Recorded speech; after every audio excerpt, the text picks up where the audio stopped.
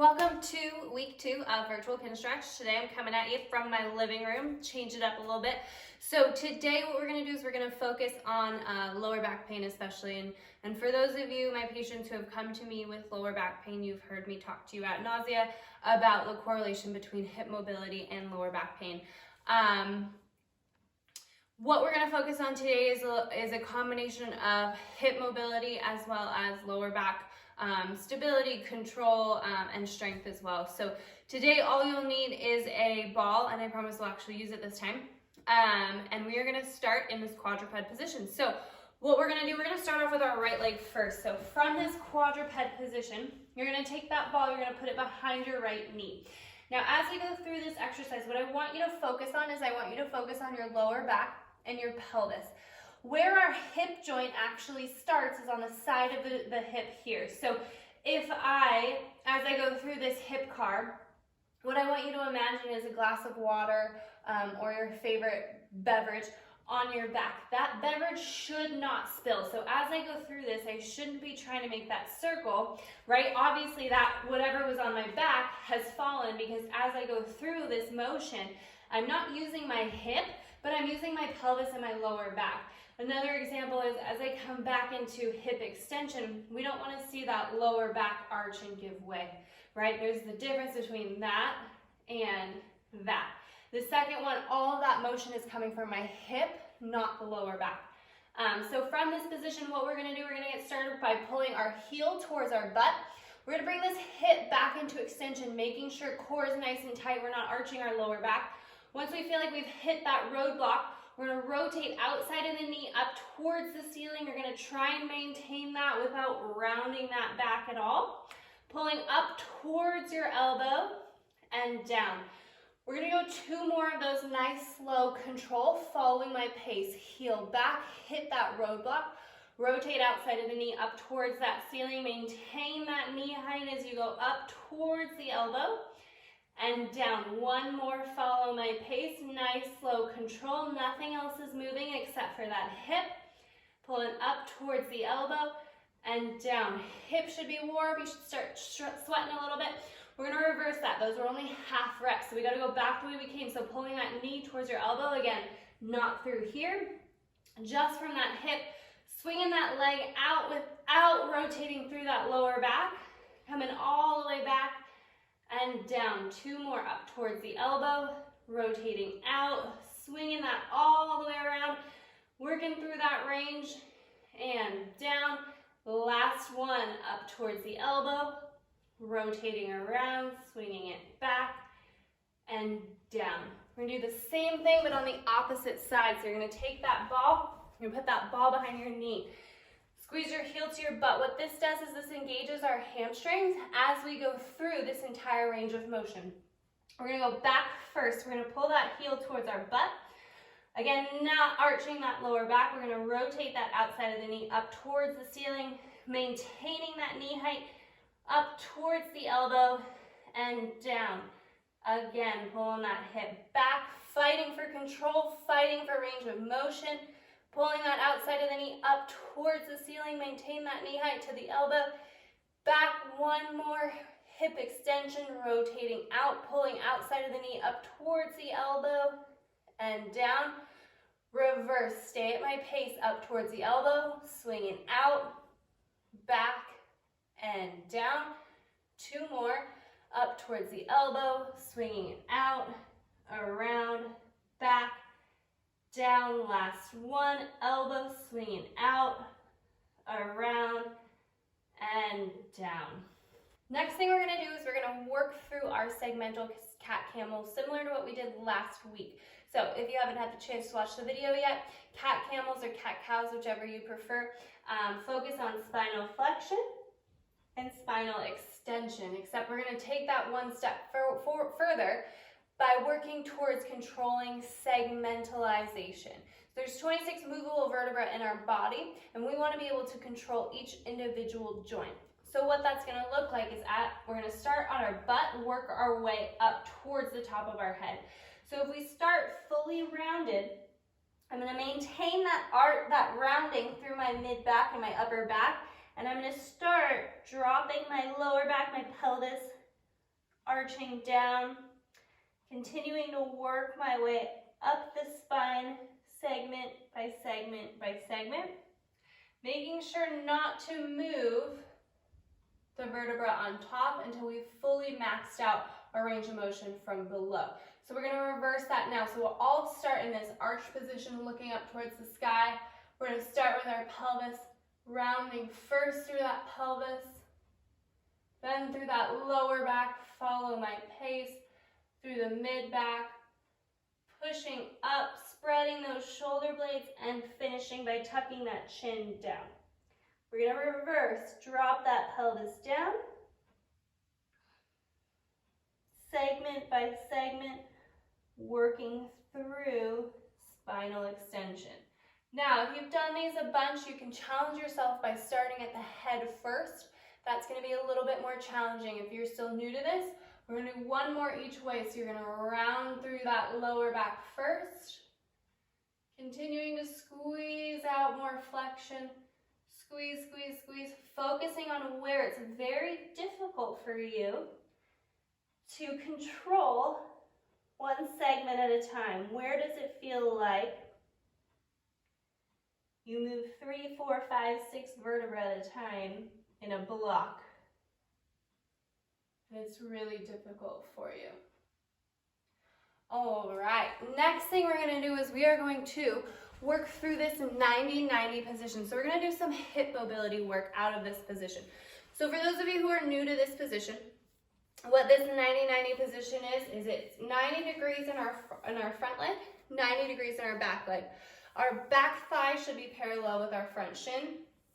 Front thigh should be parallel with that back shin. So we should make 90 degrees, 90 degrees. Today what we're going to focus on is we're going to focus on this front leg. So what this front leg requires is external rotation of the hip. So if you're sitting here and feeling like that knee is so far from the ground, then it might be some external rotation work that we need to focus on in the future. So how we're going to start? We're going to start by finding a good stretch through that front hip capsule. So how we're going to do that is we're going to arch our back, chest nice and high, maintaining that high chest, that arch in your back. You're going to use your hands to walk yourself forward until you feel a stretch through that hip.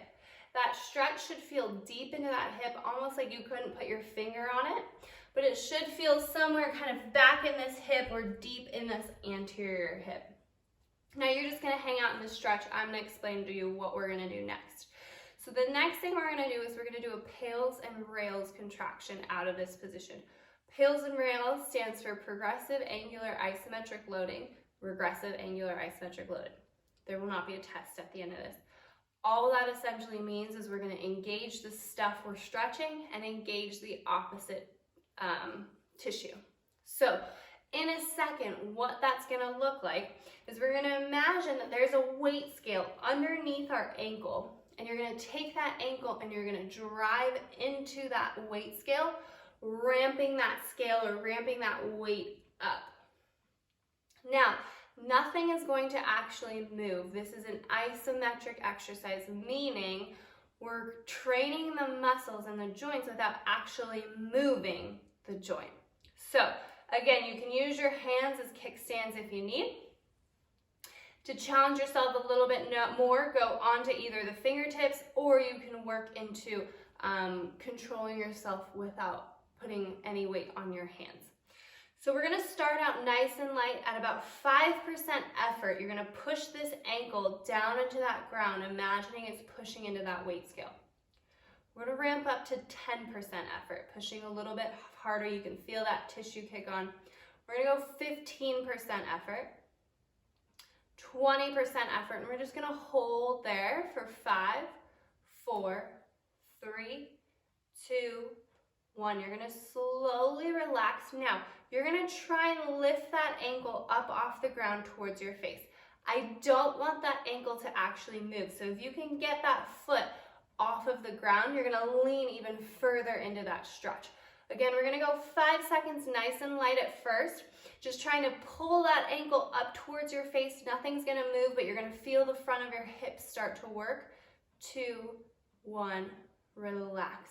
We're gonna ramp that intensity up and that time up. So we're gonna go 10 seconds now. So starting ramping down, that pales contraction. Remember, arched back, chest nice and high. You should still feel a good stretch through that hip. We're gonna go 10% effort, driving that ankle into the ground. 20%, feeling a little bit more intense. 30%. Now, if I walked up to you and tried to lift your ankle up off the ground, it wouldn't budge. 40%, a little bit harder, things are getting a little bit more taxed.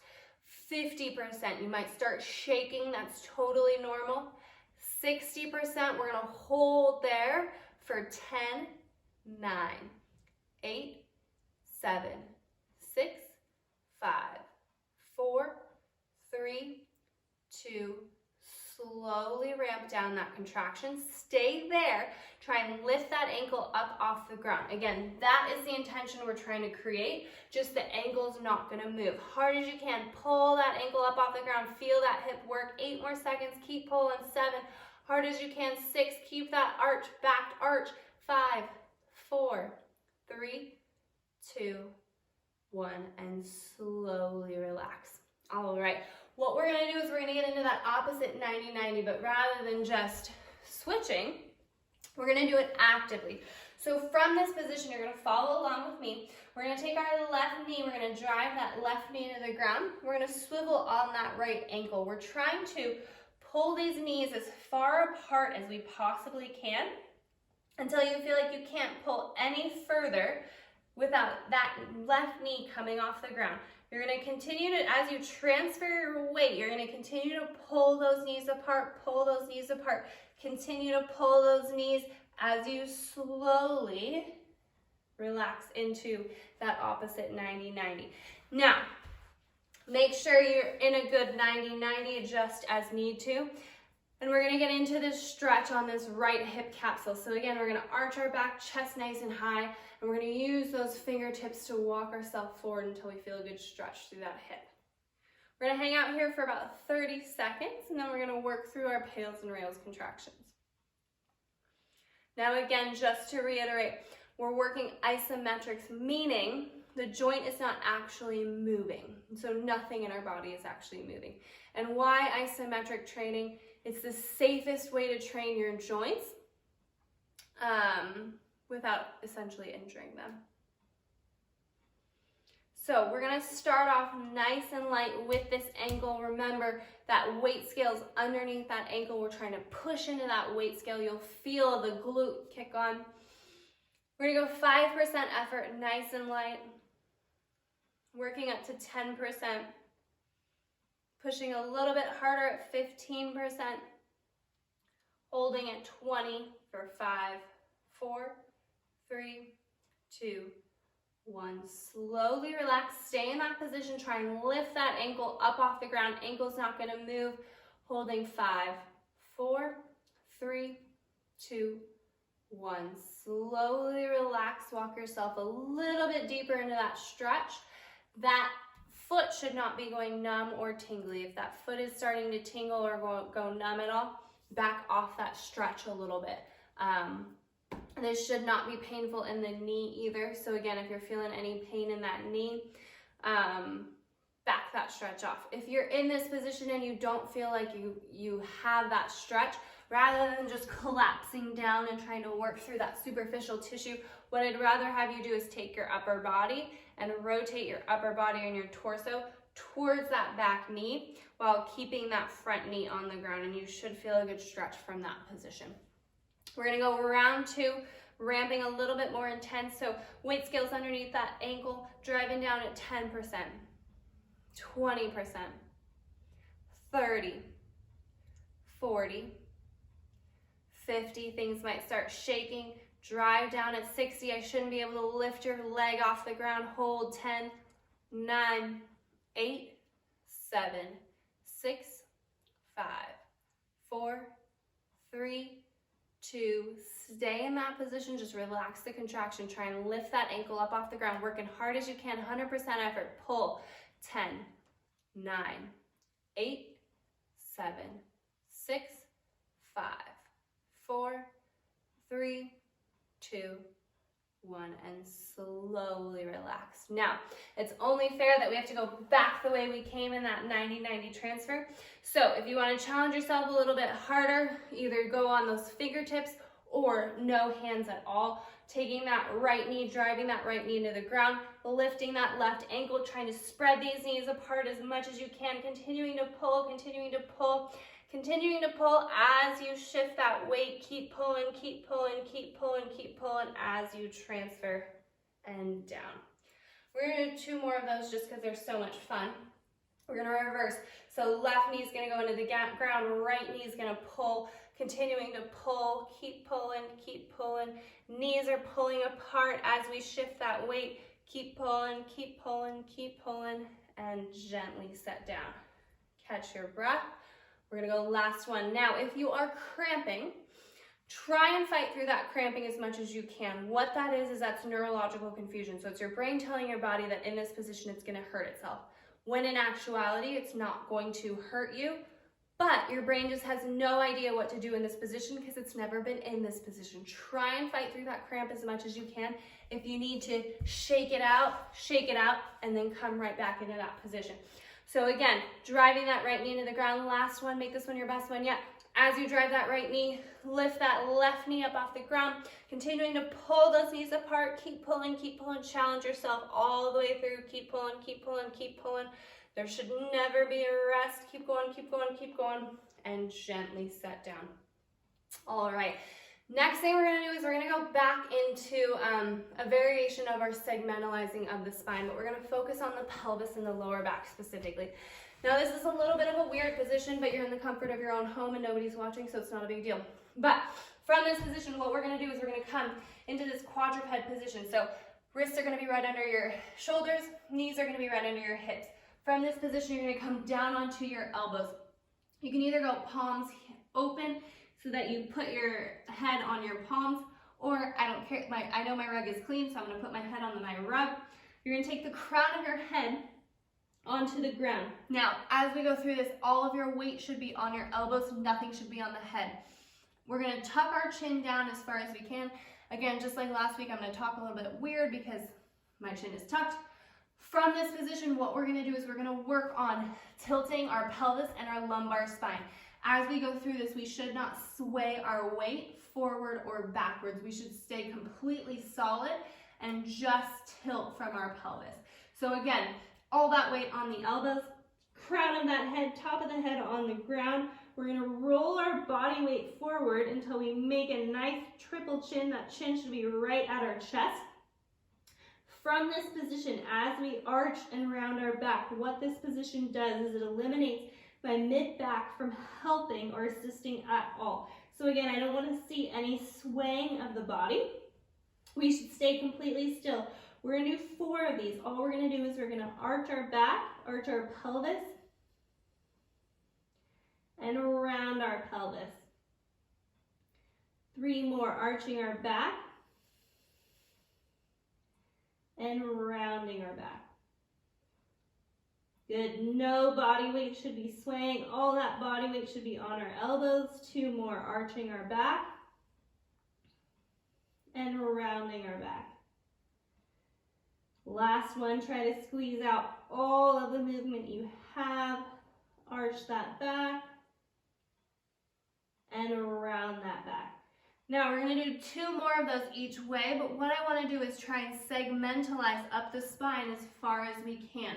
So it's gonna be very, very minute in the movement because we don't get a lot of lumbar flexion or extension by nature and how our spine was designed, but we still want to be able to control what little movement that we can possess. So we're gonna do 2 more of these each way. If this is challenging for you, then just focus on not swaying that body weight and go with us. All right, from this position, I'm gonna start in a rounded position. I'm gonna arch first through my pelvis, working my way up the spine, and reversing, rounding, and working my way up the spine. 1 more, arching, pulling down, working my way up the lumbar spine, and rounding. working my way up. Good. Next thing we're gonna do is we're gonna work through some core strength and some core stability. So when we talk about the core, most people just think six-pack abs, but our core is actually 360 degrees around our diaphragm and our pelvic diaphragm. So it's kind of like a wine barrel. So we're gonna work on engaging that entire wine barrel. So how we're gonna do this is we're gonna butt up, get our hands up either on a couch or a wall. We're gonna get to where our head is a couple inches off of the couch or the wall. We're gonna bring our hands right up towards right up on the couch. We're gonna bring our hips and our knees to 90 degrees. Now I want you to imagine from these front hip bones, you have a plane of glass coming right out of your hip bones, so your knees cannot break that glass. So what I don't want to see as we go through this is that, right? We're not creating tension, we're just rounding our back, pulling our hips, or pulling our knees towards our chest. So from this position, we're gonna get into 90 degrees from our hips and 90 degrees from our knees. We're gonna gently push ourselves off of that wall or off of that couch. What you're gonna feel is you're gonna feel that front part of your abs turn on. Now, since we're not in person, what you're gonna imagine is you're gonna imagine my hand coming in underneath your lower back. As you're pushing yourself off of the couch, what you're gonna do is you're gonna try and smash my hand down into the ground as hard as you can without bringing those knees closer to your chest.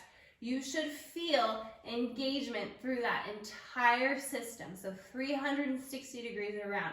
And all we're gonna do is we're just gonna hold this position. So again, setting up, head about an inch or two off of the wall or the couch, hands on the couch, hips and knees to 90 degrees. Everyone push off the wall. Now try and smash that imaginary hand down, holding there. Keep holding. Keep holding. This should be somewhat difficult. You should feel your core working. If you need a break, take a break. 5 more seconds. 4, 3, 2, 1. Relax. Now, we're going to progress that. If that was difficult for you, I want you to stay there. If you felt like that was pretty easy and you could have a conversation and hold that tension, then progress with me.